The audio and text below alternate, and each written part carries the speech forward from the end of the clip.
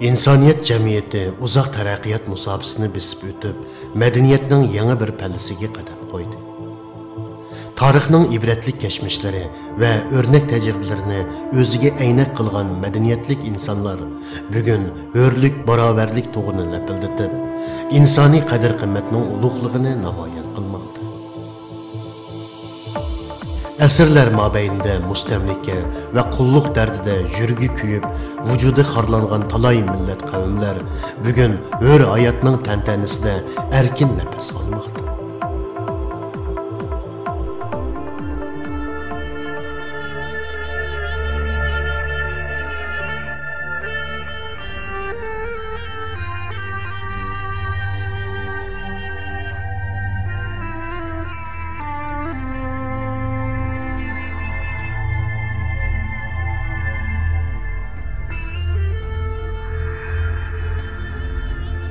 Halbuki tarixten bu yan özünün yaratkan maddi manevi hasılatları bilen cahan xalqiga isil miraslarını hediye kılgan insaniyetinin maddi medeniyet teraqqiyotiga öşmez tökbülerini koşup etrafındaki millet kavimler içinde serki bulup kelgen bir millet, Uygur milleti bugün insaniyet tarixida misli görülmegen zulüm astıda yaşamakta. Bir qancha asrlik jaholat, xurofotlikning asoratida to'lg'inib, nodonlik patqig'iga patrilgan bu millat atrofidagi birdinlik kuchaygan shum niyat jahongir davlatlarning siyosiy manfaatlarining qurboniga aylanib, mahkumlik asoratiga tushib qoldi.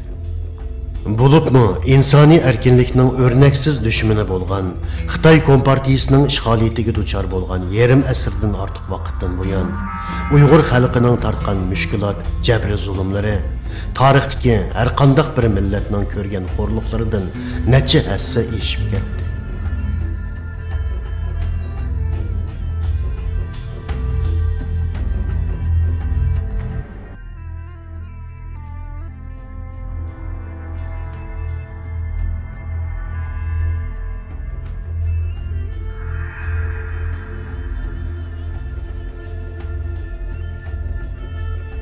Dünyada az uçuraydigan baylık evzelligi ve coğrafiyalik evzelligiga ega bu zemin Xitay mustamlikçileri tarafından misli görülmegen halda talan-taraj qilinib qalmasdan tuproqning egalari bo'lgan Uyg'urlar vahshiylarcha qo'l buluş, assimilyatsiya qilinish qismatiga duchor bo'ldi.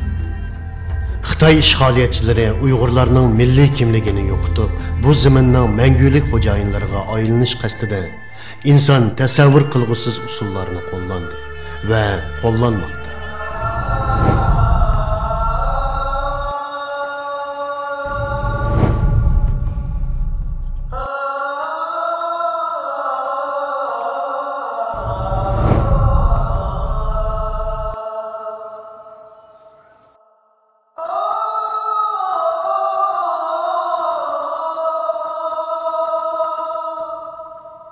Barlıq tarihi yadikarlıqlarını çıqıb vayron qilib, avlodlarning o'tmish bilan bo'lgan bog'lanishini yo'q qilish, tarixni burmulab yezish, an'ana, urf-odatlarni cheklash qatorliq vositalarni qo'llanish bilan qolmasdan, ona til o'qitishni amaldan qoldirib, Xitoycha til muarifini majburiy tengib, Uyg'urlarni til va madaniyat jihatda mutlaq assimilyatsiya qilishga tirishmoqda.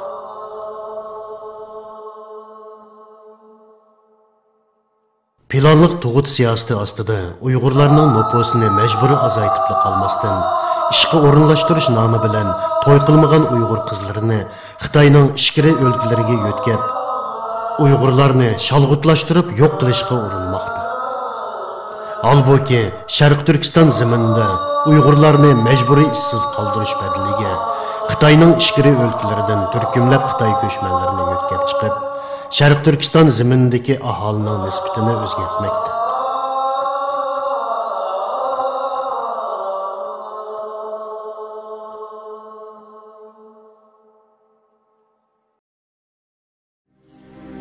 Xitoy mustamlikchilarining chekidan oshgan zulm, assimilyatsiya, yo'qotish siyosati va milliy kamsitish tuzumiga qarta Sharq Turkistondagi Uyg'ur va boshqa yerlik millat aholisining uzluksiz ilib borgan qattiq qarshilik inqiloblari Xitoy doiralarining dahshatli bostirishiga va qonli qirg'inchiligiga uchramoqda. 1950 yillardagi 51chilar harakati, Xalq partiyasining faoliyatlari va Axunov boshchiligidagi qurolliq qo'zg'olon, 1980 yillardagi o'quvchilar harakati, Barin inqilobi, 5 fevral ili inqilobi, Aqsu, Qashqar, Xotamdagi qarshilik harakatlari, 5 iyul Urumchi inqilobi qatorliqlar. Faqat o'tgan asrning keyingi yarimidan buyon, ya'ni Xitoy kommunistlari Sharq Turkistonni ishg'ol qilib olgan yarim asrdan ko'proq vaqtdan buyon elib berilgan mustaqillik inqiloblarining dunyoga oshkora bo'lgan bir qismi bo'lib, bu inqiloblar fojialik holda qonliq bostirilib, nurg'unlagan munavvar Uyg'ur o'g'il qizlari shahid bo'ldi. Bo'libmi bu inqiloblarning ichida tashqi dunyoga nisbatan ko'lami va ta'siri bir qadar cho'ng bo'lgani 5 iyul Urumchi inqilobidir. Gerçi oldingi inqiloblar 5 iyul Urumchi inqilobidan qilishmisimi, hatto ba'zilari uningdimi cho'ng bo'lsimi, ammo ayni vaqtdagi uchur aloqa vositalarining cheklimisi hamda Xitoy doiralarining axborotni qattiq qamal qilishi sababidan tashqi dunyoning bu inqiloblar haqidagi bilishi yetarsiz bo'ldi. Ammo Sharq Turkiston xalqining mustamlikachilarga bo'lgan kuchli qahri g'azabining, cho'nqur nafratining va tavranmas qarshiligining namoyandasi bo'lgan 5 iyul Urumchi inqilobi Sharq Turkistonning poytaxti Urumchida yuz berib, uchur vositalari orqali dal vaqtida tashqi dunyoga bildirilganligi uchun dunyo xalqining Xitoy mustamlikachilarining mohiyatini tunib yetishida belgilik unum ko'rsatdi. Et qu'il est devenu à la fin qu'il est réprimé par les forces d'ordre. İnqilab hareketining qonliq bostirilishi va Xitoy doiralarining qo'lida to'mirning so'niqimi yo'q, begunoh xalqga elib borgan vahshiy qurolli qirg'inchiligi dunyo jamoatini hayron qoldirib cho'chitdi.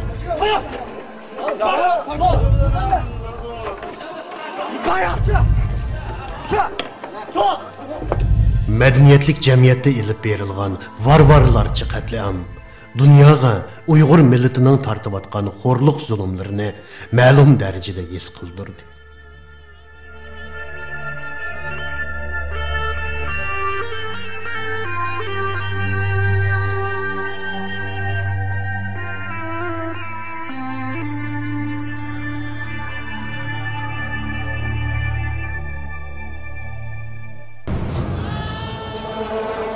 Aslida bu inqilobning piltisi Xitoyning Guangdong o'lkasi Shaoguandagi bir o'yinchiq zavodida yuz bergan qonliq voqea sababidan o't olgandi.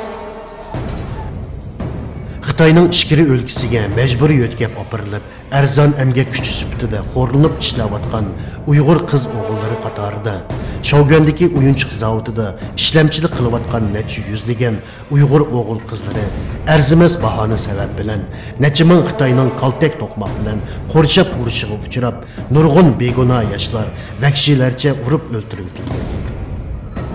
Hatto amonlik qo'g'dash xodimlari va soqchilar atrofda tomosha ko'rib turgan edi.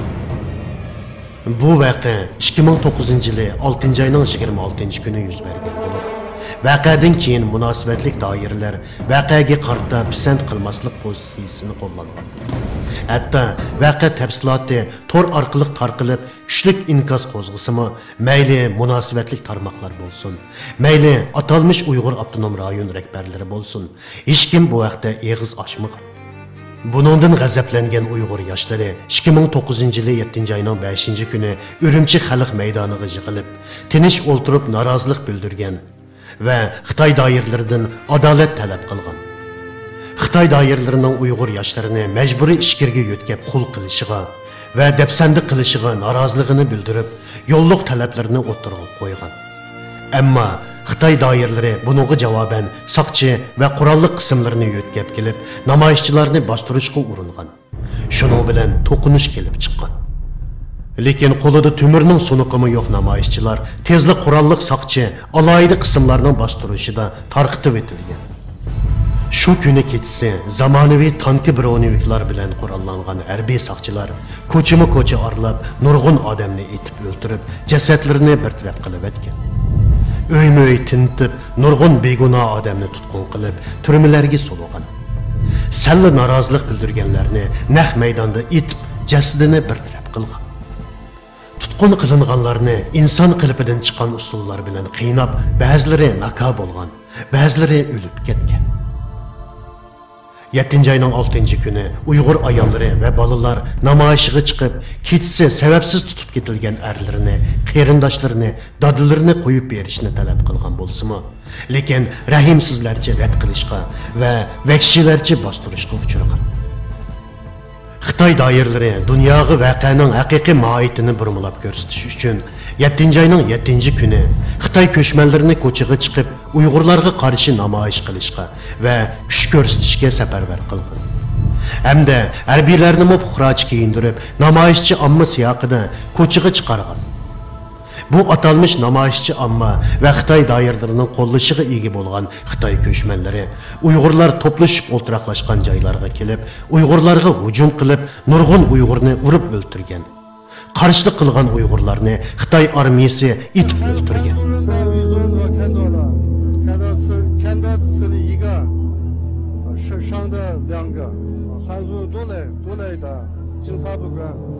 Hatta keçileri öylerge bastırıp girip aile boyunca kırgınçılık elip bargan. Bütün şehir kamal kılınıp barlık uçur alaka üzü ötilgen.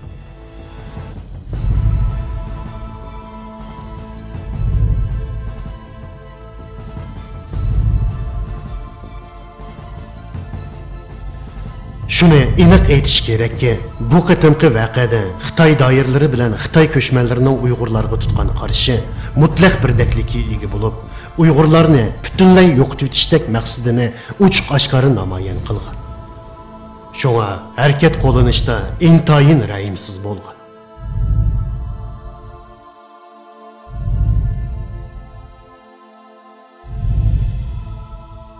Saqchi o'rinda ishlaydigan ma'lum bir xodimning deyishicha, shu qitimliq voqea yuz berib bir hafta ichida butun Sharq Turkiston doirasida keng ko'lamli tutqun qilish harakati elib berilgan bo'lib, taxminan 60 ming odam qo'lga ilingan.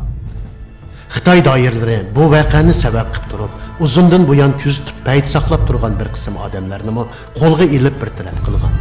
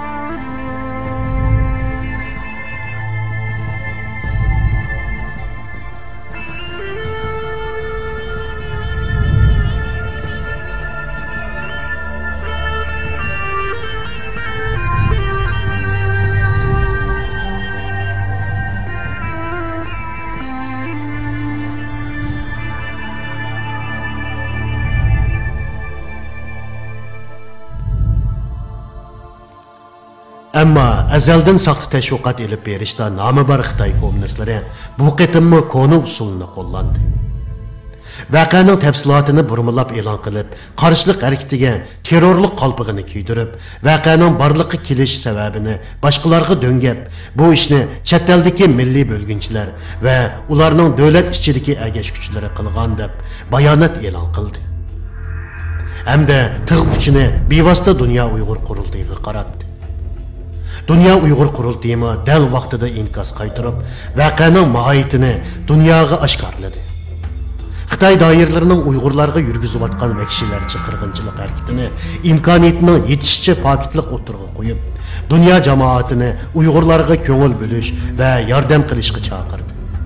Xitoy mustamlikchilarining yarim asrdan ko'proq vaqtdan buyon Sharq Turkiston xalqiga selayotgan zulmini, yurgizayotgan assimilyatsiya siyosatini paketlar asosida dunyoga anlattı.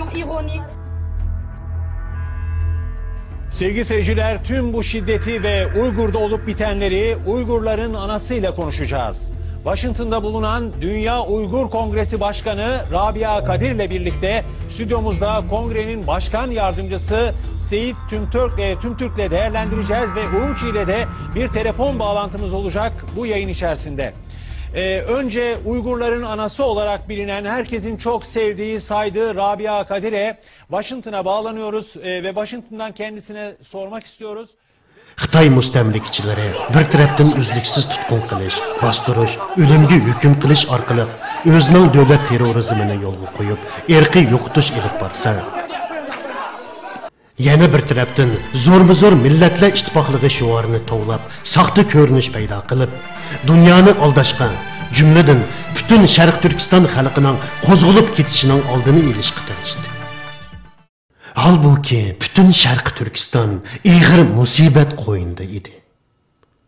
Ayollar erlaridan, ota-onalar farzandlaridan, narsidi bolalar ota-onalaridan ayrilgan edi. Amdila yoshlik musobaqasiga qadam tashlagan nurg'un navqiron qiz-o'g'illar vaqtsiz nobud bo'lgan, armon chechaklari mezgilsiz so'lgan edi. Rahimsiz zo'ravonlar hatto amdila oq qorni farq etishga boshlagan narsidi bolalarga shum qo'lini uzatgan edi. Har bir yurakda azob va qisos o'ti tangli ko'kraydi. Yurakka o'rnab ketgan bu dog' qandoqmi yo'qolsin?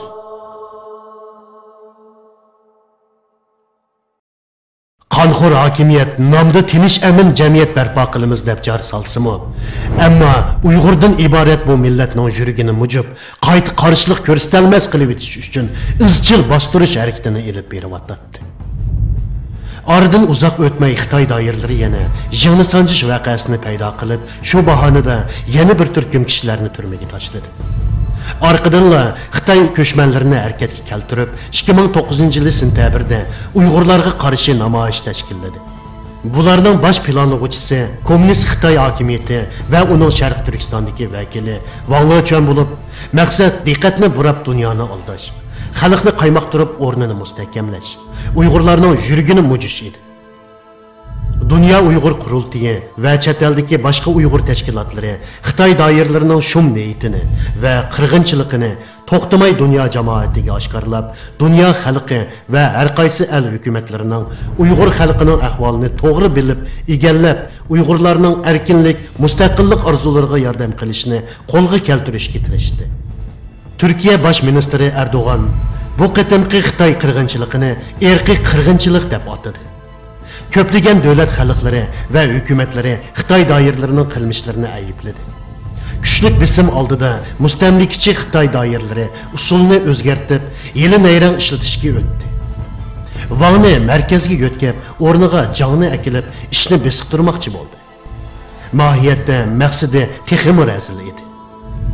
2010-yil 5-oyda Markazning Xinjiang xizmat yig'ini degan yig'inni echib, Sharq Turkistonni Xitoyning 19 o'lkasiga bo'lib berib, talon-taroj salmoqini va assimilyatsiya besimini texmi kuchaytirdi. Barliq ish halqalariga Xitoy ko'chmanlarini o'rinlashtirib, Uyg'urlarning yashash, tirikchilik muhitini intayin torlashtirib etdi. Salli norozilik fikrlar bo'lsa, rahimsizlik bilan bostirdi. 5-iyuldan keyin Xitoy doiralari o'z maqsadini ochiq-oshkora ifodalab, bostirish, assimilyatsiya, yo'qotish siyosatini keng ko'lamda yo'lga qo'yib, ijro qilmoqda. Ma'arifda ona til o'qitishni amaldan qoldirib, majburiy Xitoy tili o'qitishni yo'lga qo'ymoqda.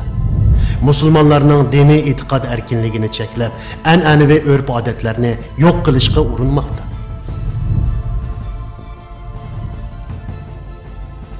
Xitoyning ichki o'lkalarida o'qiydigan Uyg'ur o'quvchilarning sonini yildan-yilga ko'paytirib, avlodlarni ma'arif va muhit orqali assimilyatsiya qilishga kuchmoqda.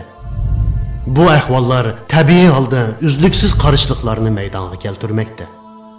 2011-yil Xotanda va Qashqarda yuz bergan voqealar, Aqsudagi varaqa tarqitish ishi qatorliqlarning hammasi Uyg'urlarning mustaqillik harakatining hargiz to'xtamaydiganligini, erkinlik, mustaqillikka erishmagicha hargiz kurashdan voz kechmaydiganligini, shundaqla bir millat uchunmi buningdan boshqa tanlashdan bo'lmaydiganligini ko'rsatadi.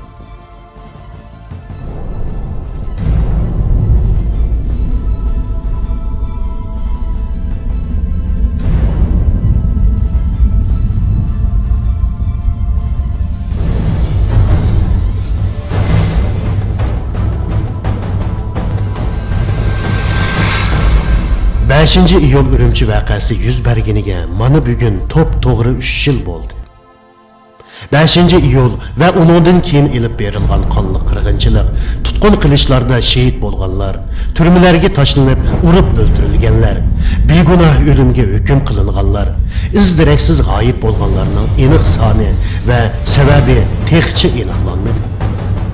Xitoy doiralari bu vaqtdagi savollarni izchil javobsiz qoldirib, dunyoning ko'zini bo'yab kelmoqda.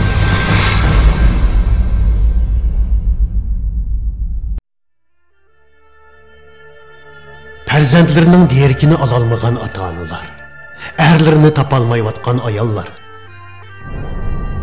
ota-onalarini kutib, busug'ida talmirib o'tirgan bolalar. Mana bularning hammasi 5-iyuldan buyon yuragi qonga to'lgan, g'azab va hijron dardida vujudi kuyayotgan Uyg'ur oilalarining, jumladan erksizlik, tangsizlik, milliy kamsitish, qonliq irqiy bostirish, sistemalik assimilyatsiya qilishdek insoniyat olamida misli ko'rilmagan irqiy yo'qotish xavfiga duch kelgan Uyg'ur millatining umumiy holatidir. Gerçi Xitoy doiralari oyni etak bilan yepishga urinsimi, lekin vaqtning o'tishi bilan ba'zi ahvollar asta-asta dunyoga oshkor bo'lmoqda. Yaqinda yana bir qism izdiraksiz g'oyib bo'lganlarning kimligi va g'oyib bo'lish jarayoni dunyoga oshkor bo'ldi.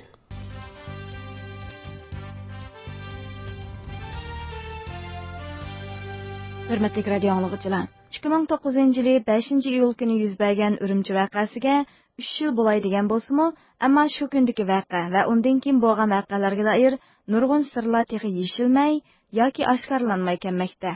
Dünya Uyg'ur qurultiyi Urumchi voqeasining 3 yilligini xotirlash faoliyatlarining asosli temasini voqeadan keyin yo'qolib ketgan g'oyiblarga atagan bo'lib, ular Uyg'ur g'oyiblar haqida radiomiz tarafidan oshkorlangan uchurlarga asosan maxsus bir doklad tayyorlab chiqqan. Mushu sizninki bu restoranda ishlagan bir bola mush 5-iyul voqeasidan bo'lganlardan biri Olimjon Hiloji. U 1992-yili Qashqar 5 tug'ilgan. U 2009-yili Urumchidagi bir shirkatda qo'riqlash xizmati ishlayotgan bo'lib, 7-oyning 10-kuni ish o'rnidan chiqib kelgan va Qashqarning Uruk bozori mahallasida cho'ng bo'lgan. U 2008-yili to'y qilib Urumchi g'oyiblardan biri Jumajon Tursun. U 1982-yili Qashqar Yangi tug'ilgan, yana biri Bakri To'xti. U 1975-yili Urumchida tug'ilgan. Abdusamat Ablat 1986-yili Aqsuda tug'ilgan. 5-iyuldan 10 kun burun Urumchiga kelgan. U 5-iyul kuni tushdan keyin tuqqunining uyidan sirtga chiqib ketgancha qaytib kelmagan. Yo'qolib ketgani men Ramazonning 27-si 3 yil bo'ldi. Men shu namoyishga qatnashib qoldim, ketib borman dedi bola. Bo'lsa men unutdim, jonim ukam, jonim balam, men bek qiynalib ketdim, balaning o'tpiraqi jiqib ketdim, balam o'lib ketdi. Men u balani unutmaydi deb men ikki balamni chiqartdim. Shu 11-sagash meydonchi qamoqxonasiga. Holsiz menga masolat ekirdi. Şununla 6 gün 7 gündeki yaptı. Muamını yüzü yandırıp yenmedi. Kirgan chal bir yerlari yirik yoki zaxmilangan holat kirdimi yoki onu demepti. Ama ushsiz holat kirdi dedi. Mağamı dedi valla turammadı dedi valla turammadı. 6-7 gün baktım. Akandek yaxşı balı iken. Xud bir tuqqan qo'saq enimdek qaradim. Kundan kun ajizlab ketdi. Shuningla men doktorxonaga aytqimizanglar o'lib qolib desam, ketgan shu peti bizda kameraga aytchimadi akangni. Deb shuna debdi. Canımdan so'yab ketdim. Arzu umidlarni kutgan balamdan. Shu balamni shunda yo'q qilishdan İşinimizki uzunғы bağmay 5-iyul ve onundan keyin tutqun qilingan, izdiraksiz g'oyib bo'lgan, şehit qilinganlarning haqiqiy ahvoli dunyoga oshkor bo'lib, zalim Xitoy bosqinchilarining adolat sotiga tortib chiqarilgan mahshar kuni yetib kelgusi. Uyg'ur xalqimi boshqa el xalqlaridek hurlik, erkinlik, demokratiya bayrog'ini javlon qildirib, mustaqillik baxtidan tantana qilgusi. Haqqoniyat, adolat aman g'alaba qiladi. Shehidlarimizning qini bekorga oqmaydi. Ey ulug' Alloh, shehidlarga jannat ato qilg'aysan. Zulm qo'yinda ing'irayotgan Uyg'ur xalqiga mustaqillik, erkinlik nasib qilg'aysan. vücudu puchunlayotgan, xo'rlanayotgan, dafsanda bo'layotgan kishilarga chidam, kuch-qudrat ato qilg'aysan. Zalimlarning tapini ostida izilayotgan bandalaringga nusrat, g'alaba ato qilg'aysan. Amin.